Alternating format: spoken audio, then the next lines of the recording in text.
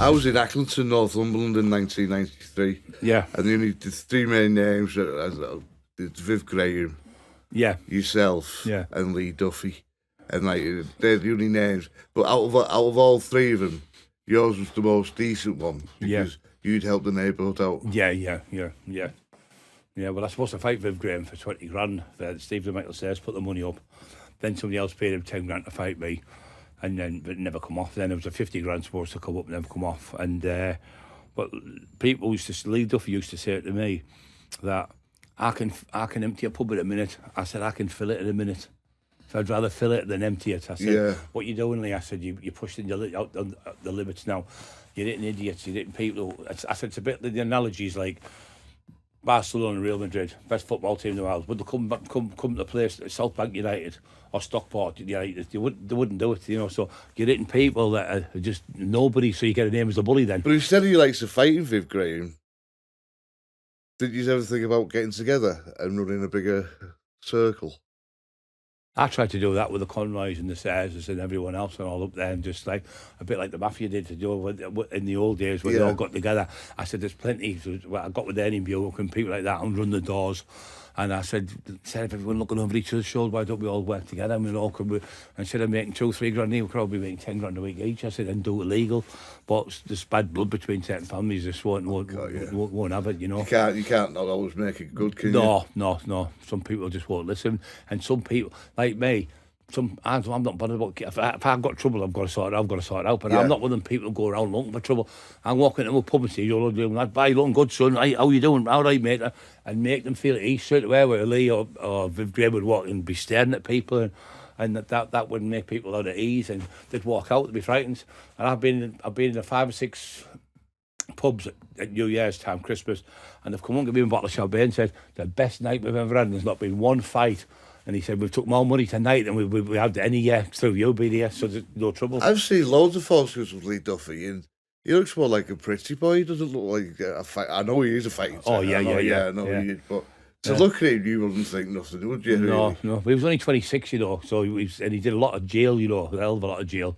Yeah. So he wasn't in as many fights outside that he was when he was inside, you know what I mean? But a lot of people say you got to look at Muhammad Ali. He was a pretty boy, wasn't he? So he hasn't been caught. So when you get caught a lot, obviously your face get messed up a bit. When I was a kid, I used to look at people full of tattoos and broken nose and all that. Oh, he's hard. But it doesn't mean now like that. You never judge a book by its cover.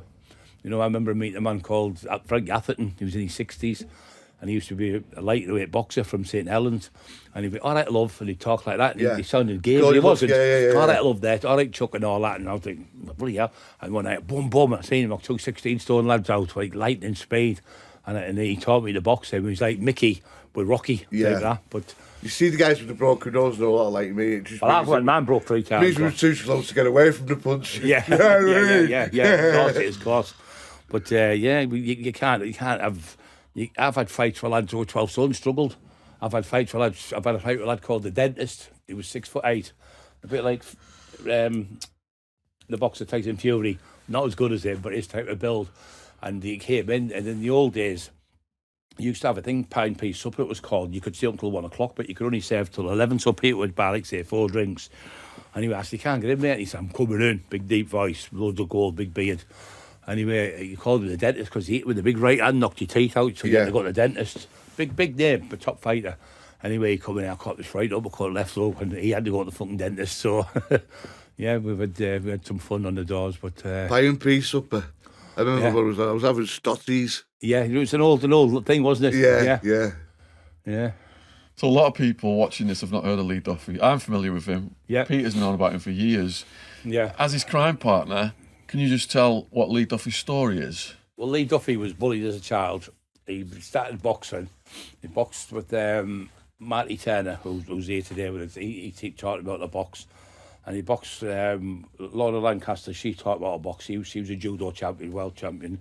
And he boxed with John Black, who I boxed with. And when he was a kid, he got bullied. But when he got to 16, he started becoming a big lad. He was like 16, but he had a build of a 20-year-old, you know, big legs. And I've got this theory, people with big legs have got the big punches. He's like Prince Nazim, Mike Tyson, George Foreman, what you call Lee Duffy, he had big legs. All these ones with big legs seem to have that big punch because the power comes from your legs. But Lee was an exception. He was a better boxer than me, but he wasn't a better street fighter than me. You know, in the ring he beat me all day long, but in the street, when he hit me, I was talking. What happened is he's walking down the street, and John Black said to me, I said, I'll introduce you to Lee when he gets out. So my mate was just being Kev Kilt. He said, there's Lee Duffy there. I said, I'll see if he's talk to him, say I'm Brian that. So he was one of them, Lee, though. He hit you on the slide, you know. So I was stood talking to him. So it's like me talking to you now, but his mate had a bottle, called him John Phil. And Lee hit me with his right hand, or left hook, or whatever it was. And I hit the floor. I've seen a welding flash, you know, like, whoa, flash, fucking hell.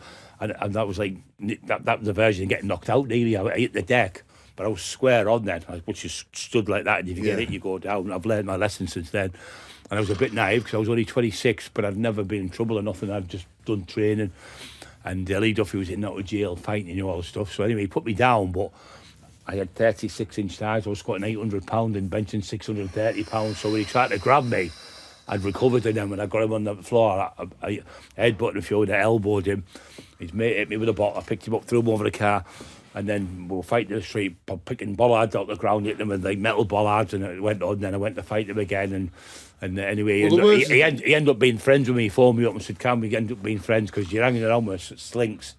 If we get together with the best fighting force together, we can make a fight." You've just said about getting together. Yeah. So we got together, and the first day we got together, we made £15,000 in one day. So that was in 1991, you know, so it was just ridiculous. In Home House and in Stockton-on-Tees, it was your name as number one, basically. Yeah. But then it was, I think Duffy and Viv Graham at the time had their own beefs roundabouts. Yeah. But I got on, like I say, Viv Graham, I've known malice towards me. He wanted to be friends with me. But Viv Graham was one of them people where you go out for a drink and you'd stand there and he'd punch you, and Ollie's another one, and you had to watch where Ernie Bugle's another legend you must have heard of from Sunderland. Yeah, Sunderland. Absolutely fantastic, like me. You could be drunk, you could be off your head on E, you could be whatever you want, and then he would look after you, so you knew you were safe. Peter Rose, another good top fighter. Your mate was too, the little Scottish guy. Yeah. But you get people when they take liberties. Why would you want to do that to someone? It's wrong, isn't it? Yeah, of course it is. If you want to, my thing is this: if you want to fight with me, come and meet me on the field. Yeah. 6 o'clock in the morning, no police about. You'll bring your mate, I'll bring my mate, and whoever wins, it's fun. The same when I had the straightener with Allo killed Lee Duffy. Yeah. I destroyed Allo. The three of them tried to pull me off, and they couldn't get me off him. And I destroyed him in the fight, but he come up to me and shook me and said, you beat me. And it's been forgotten about. But with Allo... Is that one who passed the knife? No, Allo was one who stabbed him. Lee King passed the knife. But Allo, to be told, Lee was bullying Allo. He kept going, looking for him all the time. And if you keep pushing someone in the corner, it's like a rabid dog. Like a dog, if you're kicking it all the time, the dog's going to bite back. So I think that's what happened in the end. But, that's what... But we were partners, tax and dealers, and he got me into it in a way to show me what we do, because I didn't have a clue, you know. But...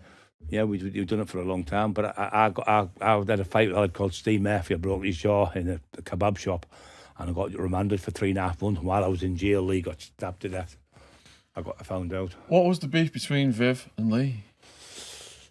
I just think they had the beef because who wanted to be the best in the North East type of thing. But they forgot about me. So it was were you his crime partner when they had the beef? Were you Lee's crime partner then? It was roughly, in a way, yeah. He had a beef with him, but what he said to me, Lee, is we ended up on the crack. I don't tell lies. We got some, first time we ever had coke, I was 26 and a half years old, and we took £700 of someone. We went to Gateshead, we got some coke, and I was with Craig Howard. And he rocked it up on this test tube thing. We had this crack. And I had to go, and I was like, fucking hell, I'm doing off my head here. And I got a little bit paranoid because Lee was there. He was going, go on the pads, Brian. He took me on the pads. He went, you defy the laws of physics. He said, you can't be that big and be that fast, but he is. And I was hitting the pads, and I was like, lifted him off his feet, and he was going, fucking hell. And Craig Howard was doing it. But when you know about boxing, when you it's the fast punches that you don't see that knocks you out. If you're doing them big, you can see them just move out of the way. Of course you can. So he's trying to throw these big windmill things, and when you try to punch as if your hands are light, not heavy. So bang, bang, bang, bang, fast hands.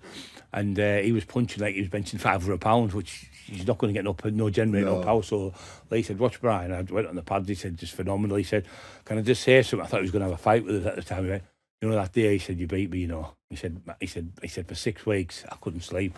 He said, I got beat. He said, I knew I'd been beat. He said that it was awful. He said, but I had to accept it, you know what I mean? Something as that. But he told the truth, Lee. It's good to be friends, isn't it? Of course it is. We were best of friends. I remember when I trusted him, I didn't trust him because he had that punch to put you down. I thought, I don't want to be getting that again. So I kept away. I'd keep my chin down near my ear when I was talking to him.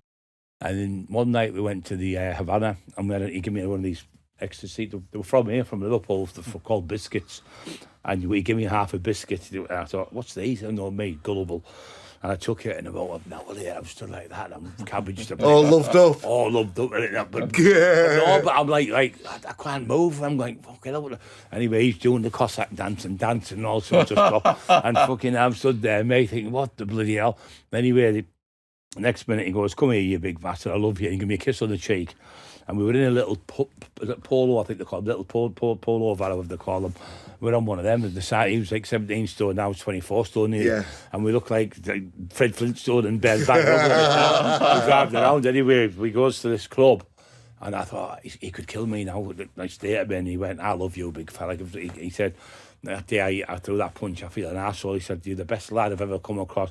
I know you'd give your life for me, and I'd give my life for you. He said, that's how good we are. So it was really, really, really it's good to be like that with someone. Course, it's good, and it's good to have someone like that, to have you back. We used to say, United you stand, divide we fall. We used to say, you know, he was a really nice lad, but he told the story about the fight we had for a few people who told the truth, you know, but you get other people, this happened and that happened and that, but you can never stop people talking crap. I want to hear it from the horse's mouth or not at all. Yeah. So why did he get killed in the end? I think, like I say, he was going around. He was pushing it too much. He got shot. I think for some lads from Leeds shot him, then he got shot again, and then he had another attempt. That I was in jail with a lad. He went and bought a gallon of petrol and threw a gallon of petrol on him and tried to set him alight. Now listen, this is unbelievable. Lee went boom, punched him, knocked him out. And he's got a match going to set him alight, and Lee got remanded. How do you work that one out? So he got remanded. What happened to self-defence? Yeah, fucking, he's got a match. He's covered in a gallon of petrol, and he stood there with the match, but the matches wouldn't like. So he struck him to everything, knocked him out, broke his jaw, and Lee got nicked. But the lad dropped the charges. To tap of the call, I was next door. It was actually him who told me Lee had been killed. It was Saturday, Sunday morning. He's going to the visit. And he said, Lee Duffy's been stabbed to death. I bet you were gutted, weren't you? Yeah, I was, because I wouldn't have got the funeral and that because of my pal, but they wouldn't let me go, obviously. But when I was in there, Durham, it was horrible in them days, you know, they were fucking horrible cunts. So I was in there, and there was a school who was called Robson, and I always read the rule book, mate. You know, but I said, we're entitled to a DVD. That was them, a video. Sorry, not the video every 3 days. Oh, you can't have one because of section. I said, look at section, paragraph 5, paragraph 6, whatever it was, page 2. We're entitled to it. Home Office approval. No. I said, well, come on then. I offered to forward them out. So anyway, that was safe. I think the Friday on the Sunday there must have been. Oh, do you mean like a movie in the day? Yeah. You're entitled to 2 a week, aren't you? Yeah, 2. There you are. Thank you very much. He's saying I was wrong. I know I was right. Anyway, coming on about 50-handed. Anyway, they were all muftied up. I went, fucking come in here, come in. But I was huge at the time. I went, I'll punch that glass visor right through the back of your skull. And he was just going, how we please. And anyway, in the end, I was with Tomo, the lad. He was a boxer. I walked out and I started. They were from one wing to another. There was a whole lot of them. And I was saying, you need to polish your shoes. You need a shave. You'll get your hair cut. I was inspecting them like a general. I could have tortured them anyway. So they put me in the fucking cell. They put me in the cells. And anyway, the lads, 176 lads, sat down in the yard. They wouldn't come in. I said, we're not coming in until Brian gets out the block. So anyway, after so many hours, some come in. But then they went on the roof. They smashed millions of pounds worth of damage to the jail. But it just shows you how much power. And that was in the Newcastle jail. That's not my jail. I'm from the borough, do you know what I mean? So I had the power. So anyway, the enemies, by the way. No, they're not like Middlesbrough, Sunderland, Middlesbrough, Newcastle. They're all enemies type of thing. And Red Car too. Yeah, they're all stood there. And anyway, they went on the roof, smashed it up. Anyway, Douglas Hurd, the Home Secretary, came in a helicopter and he got them down in the end. But yeah, that's another true story. Yeah.